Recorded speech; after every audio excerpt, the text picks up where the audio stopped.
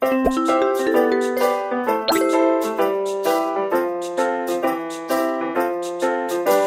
foot to perform a dig step to the floor. Now this is where it's really important to understand what a dig actually means. If I take this foot, I'm already in my drop-like stance, and I reach behind me, that would not be a dig. That would be what we'd call a drop pivot. But if I'm able to drive the foot forward and then back, and that stays underneath my hips, whether or not it's in this position or this position, that is a dig step. It's categorized as not stepping forward, but stepping downward. And usually what you'll see, because it's underneath the hips, it will go at a backward angle underneath your hips. And so that's what an inside dig is. It's using the inside foot to then turn into a dig step. Now there's multiple ways that you can work on it. You can just simply pick it up and put it down and change your position, or you can start to actually take an inside step as if you're going to drive, and then that foot drives down and go.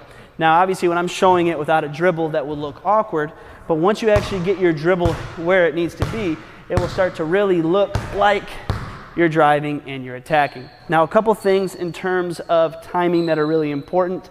Since I'm changing my rhythm, if I did a drop, my next inside step and dribble would be in that location. So an inside dig isn't going to work very well if you keep the ball in your pocket, because the ball needs to be dribbled.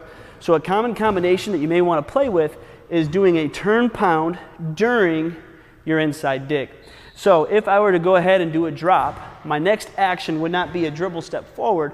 My next action will be a actual turn pound, and then followed by my next dribble forward. So for instance, if I do my drop, my inside dig with a turn, and now I can go ahead and attack. So that's the type of technique you're going to be able to work on, or need to work on, during your inside dig. Same thing going left. If I did my drop, I start to drive, I inside dig during that turn pound, and now I can go ahead and sync up my dribble step at the end, and now I have the ability to gain a secondary acceleration, a secondary explosion off of that inside dig step. It's a great way to put the defense on their heels. It's a great way to get those secondary bursts.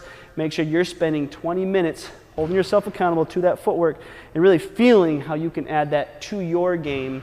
But just keep in mind, have something to hold yourself accountable, to really know where your feet are hitting. And so the mat, it can do a great job at that for you, to really see exactly where your feet are hitting, to know that you're being accurate.